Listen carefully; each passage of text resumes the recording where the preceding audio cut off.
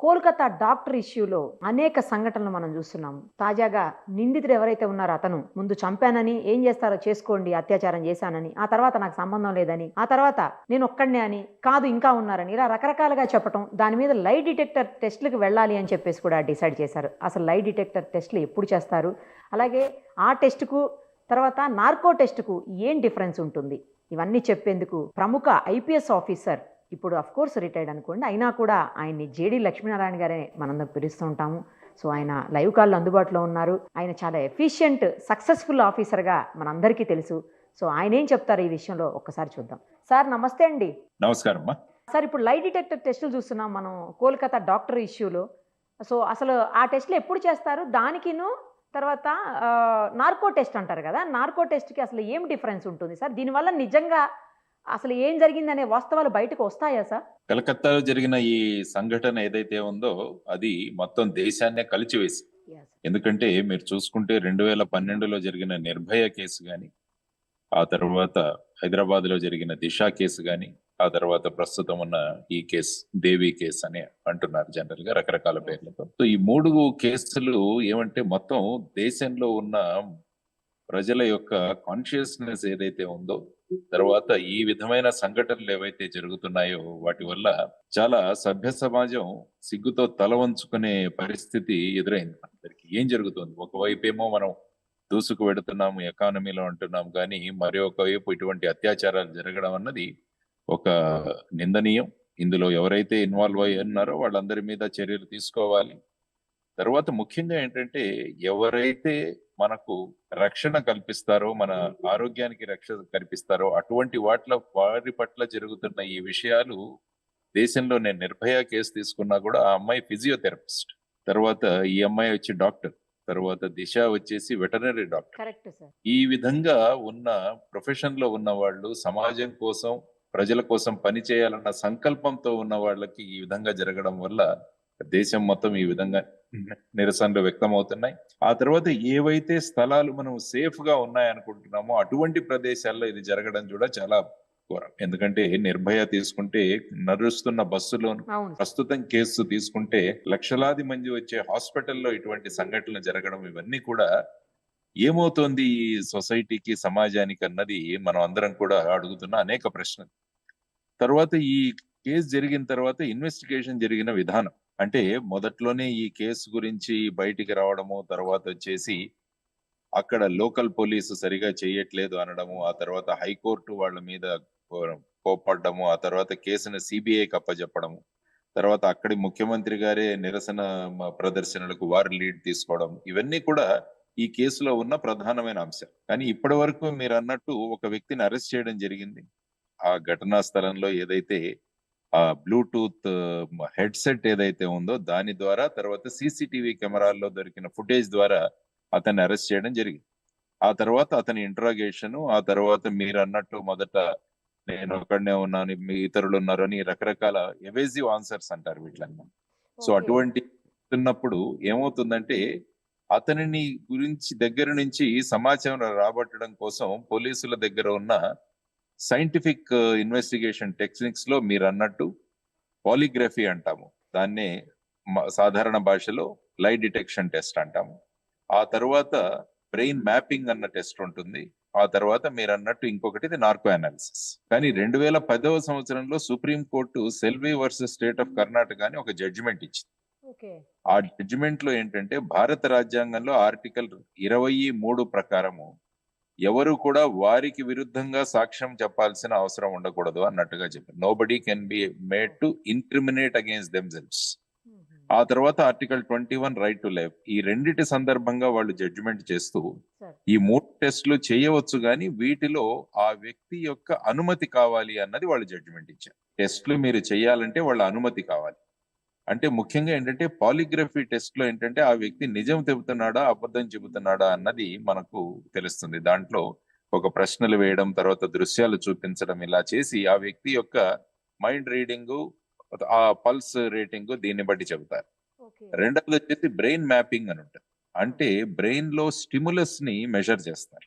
తర్వాత మూడవది వచ్చేసి నార్కో అనాలిసిస్. అంటే ఏం చేస్తారంటే ఆ వ్యక్తికి అంటే ఒక మత్తు మందులాగా అండర్ కంట్రోల్ ఇస్తూ ఆ వ్యక్తిని ట్రాన్స్ లో వెళ్ళేటట్టు చేసి ఆ సందర్భంగా అతని దగ్గర నుంచి మనం సమాచారం రాబట్టడానికి ప్రయత్నిస్తాం. ఎందుకంటే ఒక వ్యక్తి రకరకాలుగా సమాధానాలు చెబుతున్నప్పుడు ఆ వ్యక్తిని ఒక కన్క్లూజివ్ సైడ్ గా తీసుకురావచ్చే సందర్భంలో ఈ విధమైన టెస్టులు మనం ఉపయోగిస్తున్నాం. కాబట్టి అక్కడ కోర్టు పర్మిషన్ తో ఈ టెస్టులు కండక్ట్ చేస్తున్నారని చెప్పారు. ఆ తర్వాత నా దృష్టిలో ఈవెన్ నార్కో అనాలిసిస్ కూడా చేయాలి ఈ కేసులో ఖచ్చితంగా. ఎందుకంటే నిజాలు రాబట్టాలి, దీని వెనకాల ఎవరున్నారని తెలియాలి. ఆ తర్వాత త్వరగా ఒక స్పెషల్ కోర్టును ఏర్పాటు చేసి ఈ నిందితులకంతా అతి త్వరలో వాటి మీద శిక్ష ఖరారు చేసి దాన్ని ఇంప్లిమెంట్ చేయాలి. కరెక్ట్ అప్పుడే కరెక్ట్. అంటే ఇంపాక్ట్ అన్నది కలుగుతుంది సమాజం. రెండిట్లకి పర్మిషన్ అవసరం లేదు, ఓన్లీ నార్కోకి అయితేనే అతని పర్మిషన్ కావాలి. లేదమ్మా, మూడిటికి కావాలి కావాలా సార్? ఓకే. ఏ టెస్టులు, ఈ అన్ని టెస్టులు చేయడానికి. ఎందుకంటే ఈ సందర్భంగా అతని విరుద్ధంగా అతను మాట్లాడడానికి, అతని విరుద్ధంగా అతను సాక్ష్యం ఇవ్వడానికి మనం ప్రేరేపిస్తాం. ఓకే. దానికోసం ఇది ఆర్టికల్ 23కి విరుద్ధంగా వెళుతుంది. కాబట్టి ఆ సెల్వి జడ్జిమెంట్ లో సుప్రీంకోర్టు ఏమన్నదంటే, కేజీ బాలకృష్ణన్ గారు చీఫ్ జస్టిస్ గా ఉన్నప్పుడు వారు ఇచ్చిన జడ్జిమెంట్. సో ఆ సందర్భంగా ఈ 3 టెస్టులకి కూడా కన్సెంట్ అన్నది తీసుకోవాలి అన్నది. ఈ కేసులో ఖచ్చితంగా తీసుకొని ముందుకు వెళ్తూ ఉంటారు. సార్ కన్సెంట్ మరి వాళ్ళ మీద వాళ్ళు అగైనెస్ట్ గా చెప్పడానికి కన్సెంట్ ఇస్తారా సార్? ఇవ్వరు కదా వాళ్ళు. అంటే ఈ సందర్భంగా ఇచ్చినట్టు తెలుస్తుంది. సాధారణంగా మీరు అన్నట్టు లైట్ వెళతారు కాబట్టి కన్సెంట్ అన్నది జనరల్ గా ఏమవుతుందంటే, లైట్ డిటెక్షన్ తర్వాత ఈ బ్రెయిన్ మ్యాపింగ్ లో ఏ విధమైన కెమికల్స్ గానీ ఏవి శరీరంలోకి ప్రయోగించారు. Okay okay. ఆ లీడ్స్ అవన్నీ పెట్టి బ్రెయిన్ కి, తర్వాత పల్స్ కి ఇవన్నీ పెట్టి అక్కడ మెజర్మెంట్స్ చేస్తారు. సార్ అదే నార్క్ అయితే ఏమవుతుందంటే వారికి డ్రగ్ ఇండ్యూస్ చేస్తారు. అంటే బాడీలో డ్రగ్ ఇండ్యూస్ చేసి అతన్ని సెమీ కాన్షియస్ స్టేట్ లో తీసుకువెళ్ళి అతని చేత విషయాలు చెప్పించడానికి మనం ప్రయత్నం చేస్తాం. సార్ ఇప్పుడు మీరు చూసిన కేసెస్ ఉంటాయి కదా, ఇంతకుముందు చూసుంటారు కదా, అలాంటి వాటిల్లో నిజంగా ఇలా లై డిటెక్టర్ టెస్ట్ కానీ, బ్రెయిన్ మ్యాపింగ్ కానీ, నార్కో టెస్ట్లు కానీ చేసినప్పుడు నిజాలు వస్తాయా సార్ బయటకు అసలు?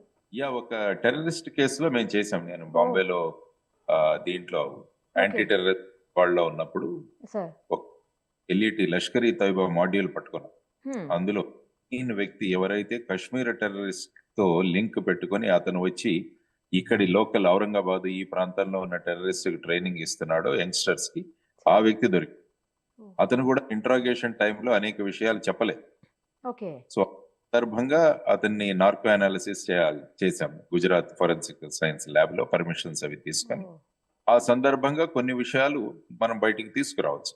అది ముఖ్యంగా ఎవరి మీద ఆధారపడి ఉంటుందంటే, ఎవరైతే డాక్టరు ఆ డ్రగ్ అడ్మినిస్టర్ చేస్తారో అది చాలా కేర్ఫుల్ గా. ఎందుకంటే అటు టోటల్ గా ఈ సర్జరీస్ చేస్తున్నప్పుడు అనెస్థీషియా ఇచ్చినట్టు కాదు, తర్వాత టోటల్ గా అతని కంట్రోల్లో కూడా ఉండకూడదు.